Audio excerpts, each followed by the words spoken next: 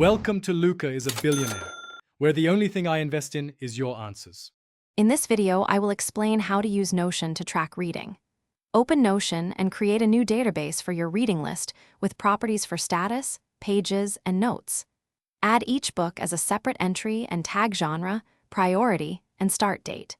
Use filters and views to focus on current reads or completed books. Set a weekly review routine to update progress and reflect on takeaways. Create a clean table in Notion and add essential properties like title, author, status, pages, and notes.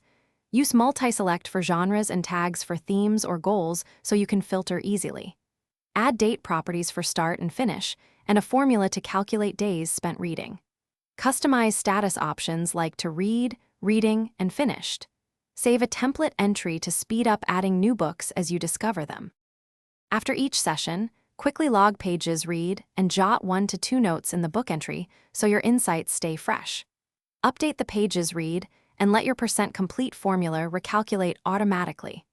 Switch between table, Kanban, and calendar views to see books by status or planned reading days. Set simple weekly goals in Notion and review them during your weekend planning to keep momentum going. Thanks for watching and please subscribe. It's the best investment you'll ever make.